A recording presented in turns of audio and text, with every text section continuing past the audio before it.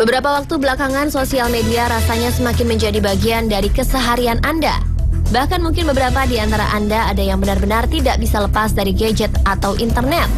Ya, perkembangan teknologi memang membawa kemudahan tersendiri, namun tidak bisa dipungkiri bahwa ada dampak negatif yang pasti beriringan dengan hadirnya berbagai sosial media.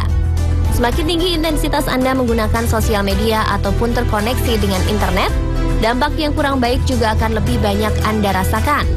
Bahkan ada beberapa orang yang akhirnya menjadi korban akibat ketagihan bermain-main dengan sosial media. Apa yang terjadi pada mereka sebaiknya menjadi pelajaran bagi kita semua bahwa segala sesuatu yang berlebihan itu tidak pernah baik. Apa saja yang terjadi pada para korban? Mari kita simak informasi yang telah berhasil Spotlight rangkum khusus untuk Anda. Berikut tayangannya.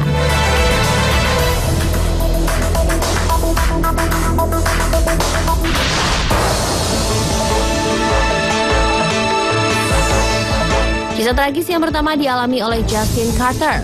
Remaja ABG 19 tahun asal Texas ini terpaksa harus menghuni penjara sejak Februari tahun ini. Sebabnya, Carter terpancing sindiran sesama mania game League of Legends yang mengatakan kondisi mental dirinya. Carter pun terusik dan balik berkomentar sarkastis. Carter kemudian dilaporkan ke polisi. Rumahnya lantas digeledah. Carter diringkus dan komputer yang biasa ia pakai disita. Ayah Carter, Jack, menjelaskan pada ABC Movie bahwa komentar tersebut hanya bercanda. Tetapi seorang wanita Kanada yang melihat komentar Carter itu tidak dapat menangkap humor yang dimaksud, sehingga dia melaporkan hal tersebut ke polisi. Sebelumnya dia melakukan riset di internet dan menemukan fakta bahwa Carter berusia 18 tahun pada saat kejadian dan tinggal di dekat sebuah sekolah dasar. Selanjutnya, Carter ditahan dan didakwa atas komentar ancaman yang dituliskannya. Orang tua Carter tidak tinggal diam, mereka mengumpulkan tanda tangan untuk petisi yang mereka buat di change.org guna memprotes situasi anak mereka dengan alasan kebebasan dalam bicara. Saat ini Justin yang sudah berusia 19 tahun didakwa hukuman penjara hingga 8 tahun.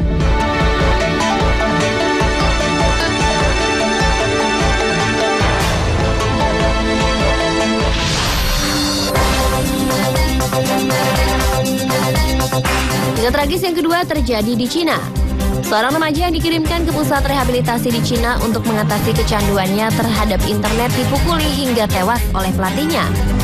Meski merupakan tempat untuk meredam kecanduan internet, tentu bukan ini maksud orang tua Dan Sensan 16 tahun saat mereka mengirimkan anaknya ke camp tersebut. Saat ini 3 orang pengawas yang seharusnya membimbing Sensan kini ditahan. Deng Fei, orang tua Deng Sensan, membayar sekitar $1.400 Amerika Serikat pada Guangxi Xinhuang Survival Training Camp untuk biaya rehabilitasi anaknya selama 1 bulan.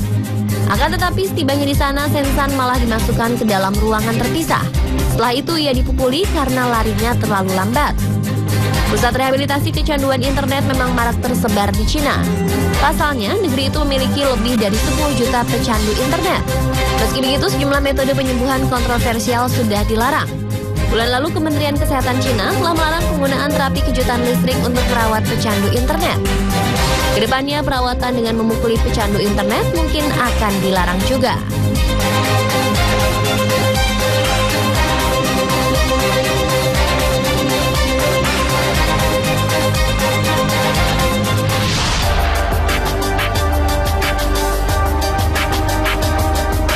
Kisah tragis berikutnya dialami oleh seorang gadis balerina bernama Tallulah Wilson. Gadis yang masih berusia 15 tahun dan mengalami kecanduan internet cukup berat. Wajah gadis berusia 15 tahun tanpa senyum dengan mata besar terpampang hampir di semua artikel untuk kasus bunuh diri yang ia lakukan.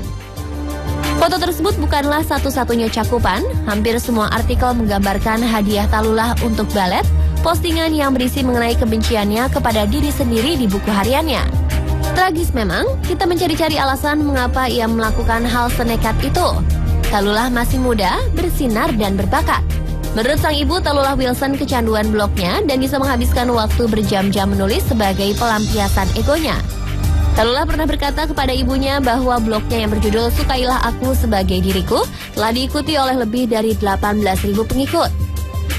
Setelah sang ibu melarangnya menggunakan internet lagi, ia merasa hancur.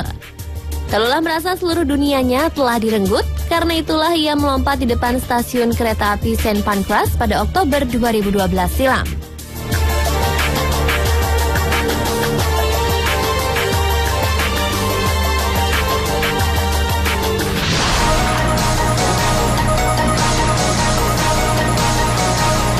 Kisah tragis lainnya terjadi pada seorang remaja wanita berusia 14 tahun di Martinez, California. Ia meninggal dunia setelah tersambar kereta. Kejadian tragis itu terjadi di pertemuan Jalan Old Orchard dan Howe. Jenna Betty ditabrak kereta Burlington Northern Santa Fe sekitar pukul 5 sore pada hari Minggu saat ia pergi keluar bersama sang kekasih. Seorang jubir perusahaan kereta mengatakan gadis malang itu berada di rel dengan satu orang lainnya, tetapi kemudian bergerak saat mereka menyaksikan ada kereta mendekat. Betty kemudian kembali ke lintasan untuk mengambil ponsel dan tersambar. Ia menambahkan kereta itu menuju dari kota Richmond ke Frenzo dan memiliki 3 kru di kabin masinis di saat kejadian. Dalam sebuah pesan di Facebook, Ibu Betty, Dana Betty menjelaskan bahwa sang anak berada di lintasan kereta dengan sang pacar dan bahwa Betty kembali setelah menyadari ponselnya ketinggalan.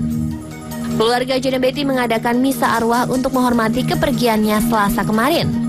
Sekitar 1.000 orang menghadirinya.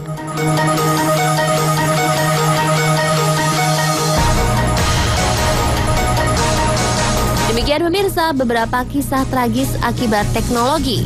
Untuk itu, sebaiknya Anda lebih bijak dalam menggunakan teknologi di sekitar Anda. Jangan sampai teknologi yang sebenarnya berfungsi untuk memudahkan malah mengganggu kesehatan, bahkan sampai mengganggu mental Anda.